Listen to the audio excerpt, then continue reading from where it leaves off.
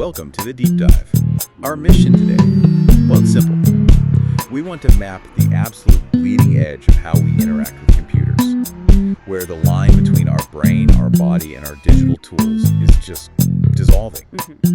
We're looking at how three massive technologies are coming together: eye tracking, brain-computer interfaces, and augmented reality. Yeah, and what's really striking looking at the sources is that this isn't some far-off future anymore. It's not science fiction. Right. These things are actually merging right now outside the lab, creating these hyper-personalized systems. They don't wait for you to type or click anything. They just know. They monitor your mind, your body in real time, and they adapt to, your internal state. And that fusion, well, it creates this huge tension, doesn't it? On one hand, we get these incredible leaps in efficiency, accessibility, even medical recovery, things you could never do before. Absolutely unprecedented. But the cost, it feels profound. We're bumping up against really tricky questions about privacy, about autonomy, and just how deep this integration should go. How much of us do we plug in? That's the core challenge. So to really get a handle on this new world, let's start with maybe the biggest input channel we have. Yeah. Vision. Our sources, they paint the eye as this absolute data powerhouse. Oh, definitely. Something like, nearly 80% of all our sensory impressions come through the visual channel? 80%. And the speed difference is just staggering. If you look at data transmission speed's site, it clocks in at around 10 million bits per second. 10 million. Okay, compared to what? Well, compare that to touch, which is maybe a million bits per second, or hearing and smell, they top out around 100,000. Wow. So the eye is just this fire hose of information constantly feeding the brain. And that sensory dominance, well, that's exactly why researchers have been obsessed with it for so long. Duvall started tracing eye movements way back in the late 19th century. Right, I remember reading about that. And didn't Yarbus in the 50s or 60s show that where you look actually correlates with what you're interested in? Exactly. Yarbus's work was foundational. It showed that link between gaze and attention, or interest. But the modern tech is obviously way more precise. So how do they actually work now, these modern trackers? Well, most of them rely on something called PCCR, pupil center corneal reflection. PCCR, okay. Basically, it involves bouncing in near-infrared light off your pupil and your cornea, and then an infrared camera tracks those reflections. It lets you map exactly where someone is looking with high accuracy.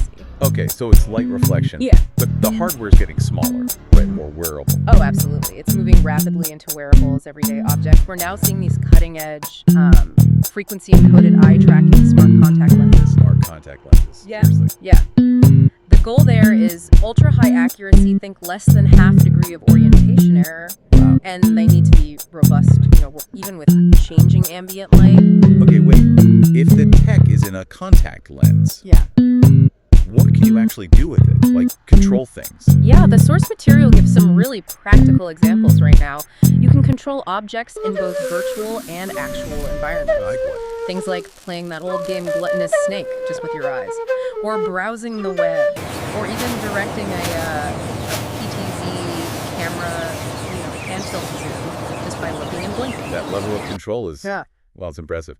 But you also mentioned lower cost options, like webcam tracking. Right. That's becoming much more accessible, using AI, basically deep neural networks, to analyze standard webcam images. So no extra gear needed. No extra gear. It can generate things like digital heat maps showing where people look on a web page or an ad. But if it's that easy, that accessible, Yeah. doesn't that just open the floodgates for collecting this kind of data from, well, everyone? That's exactly the point, and that's the core insight for commerce, right? This accessibility means eye tracking gives brands these unfiltered consumer insights. It tells them where your attention actually goes, not just where you say it goes.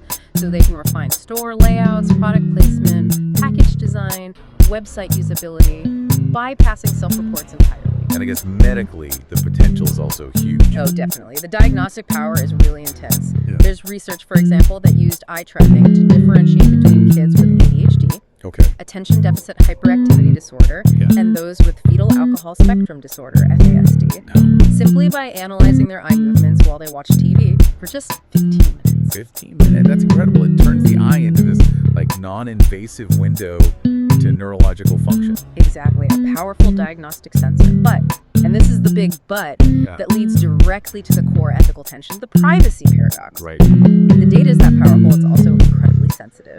These metrics, they measure pupil size, how often you blink, how long you blink, those quick, shirky eye movements called saccades. They aren't just about where you look.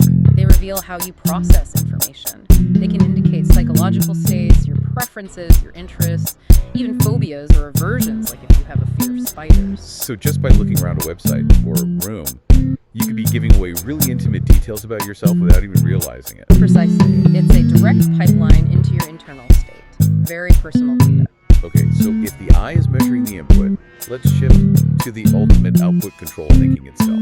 That brings us to brain-computer interfaces, BCIs. Right. These are systems that essentially cut out the middleman, right? They skip the muscles and turn your raw brain signals, your neural signals, straight into commands for devices. Yeah, basically translating brain language directly into computer language, bypassing those traditional motor pathways completely.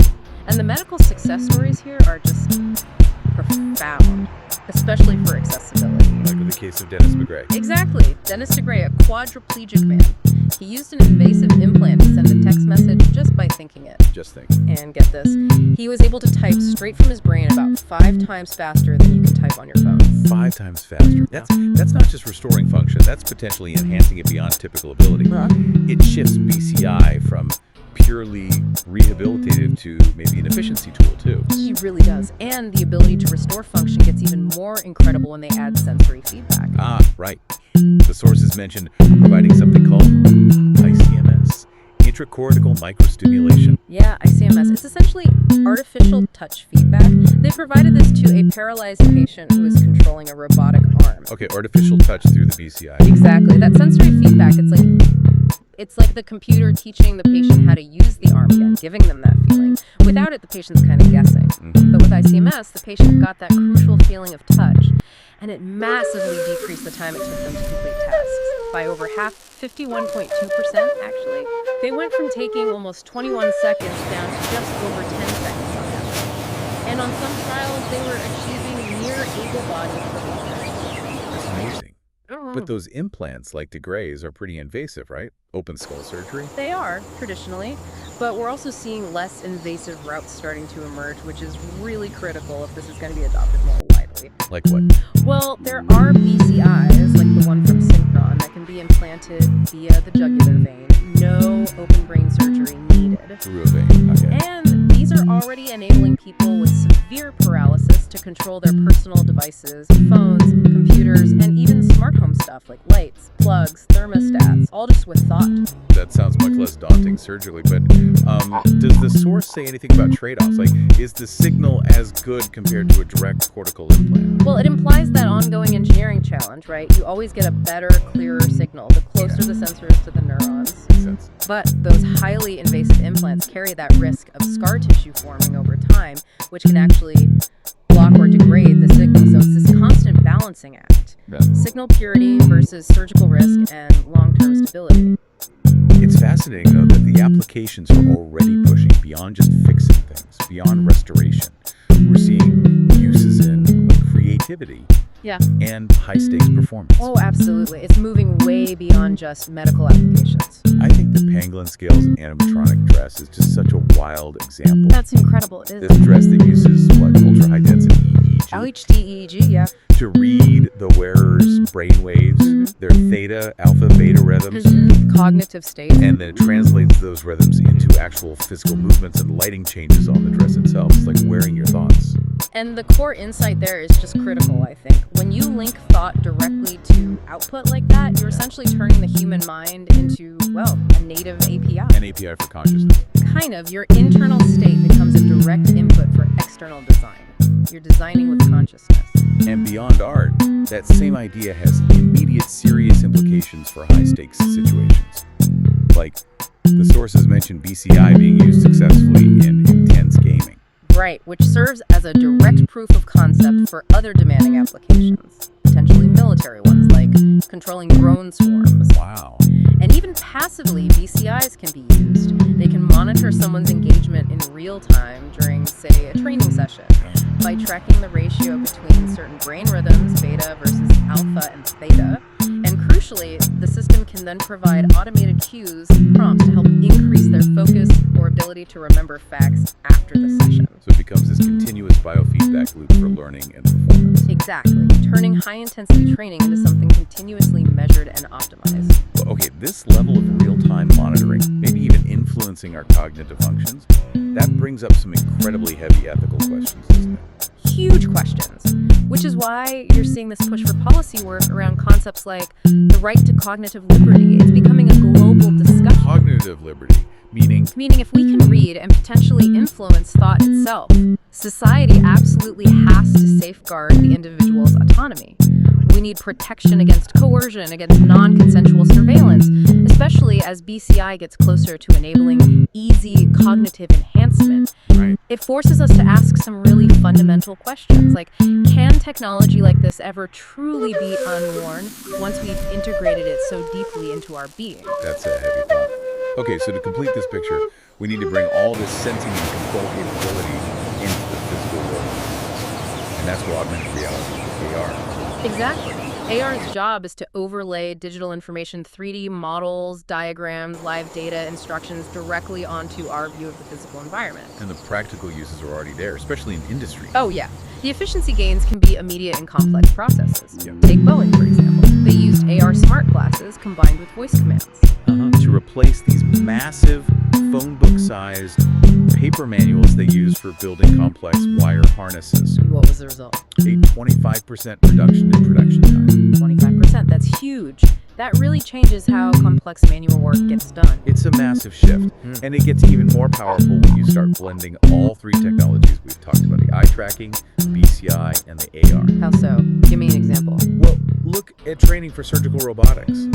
When you incorporate AR and VR feedback, that actually represents the user's mental focus monitored by a BCI. Okay, so the system knows if you're paying attention. Right. That feedback loop leads to a measurable reduction in the time it takes to complete tasks correctly after training, because you learn faster. Yeah. The system knows when you're truly focused versus when your mind is wandering, and it can adapt the training. Precisely. And this kind of integration, it holds serious promise not just for elite professional training, but also for enhancing learning outcomes more broadly, and definitely for helping users with severe motor impairments in rehabilitation settings. But as we get more immersed, more digitally integrated, doesn't the physical setup start to matter a lot more? The ergonomics. Absolutely. With the cognitive load potentially increasing from BCI and AR, your physical environment isn't just a passive backdrop anymore. It's an active part of maintaining cognitive endurance. That's the sort of ergonomic reality for anyone working or learning in this kind of hyper-integrated space, right? If you're wearing smart glasses, maybe mentally controlling devices, eye strain, physical fatigue, they become even bigger constraints. For sure. And the sources detail some essential physical setup principles to help combat this. Simple things, but important, like monitor placement. Okay. The top of your monitor should ideally be at or maybe slightly below eye level, and you need to maintain that optimal viewing distance, usually around 20 to 26 inches. Right, the basics. And the chair and desk. Foundational support structure, massively important. Height adjustable standing desks are great. And ergonomic chairs that offer adjustable backrest tilt, recline, and especially crucial, good lumbar support. Yeah, lumbar support makes a huge difference.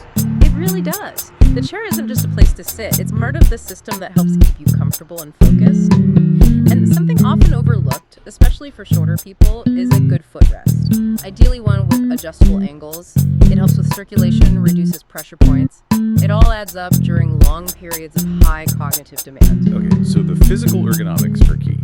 But going back to the digital side, AR specifically, it introduces its own challenges for user experience, doesn't it? Like motion sickness, eye strain. Definitely. Those are known hurdles, especially with extended use. And critically, there's the issue of cognitive load. Cognitive load, meaning just overwhelming the user with information. Exactly. Designers have to be incredibly careful about how much information and how complex it is that they present in an AR overlay. If you just flood the user with data, you risk overloading their mental resources, which kind of defeats the whole purpose of trying to boost efficiency. So, okay, say I'm building an app, and AR is like a secondary feature, not the main thing. How do I introduce it to the user without just throwing too much at them right at the start? Yeah, good question. The best practice emerging seems to be very focused and contextual. If AR is just a supporting feature, then you should probably show any interactive tutorials or instructional walkthroughs only the first time the user actively chooses to use that AR feature. Okay. Not when they first open the app. Exactly. Don't flood them with instructions for everything the moment the app launches. The goal is always to maximize the benefit while minimizing that initial cognitive friction, that feeling of being overwhelmed. Okay. So wrapping this up, this deep dive has really painted a picture of an astonishing and frankly imminent future. We're seeing systems where our vision is quantified down to the millisecond, where our thoughts can be translated into precise control, Yeah. and where the physical and virtual worlds are just blending together seamlessly, all aiming for unprecedented productivity, access, rehabilitation. The path forward, it definitely promises incredible efficiency and access, but as we've discussed, it absolutely requires extreme vigilance.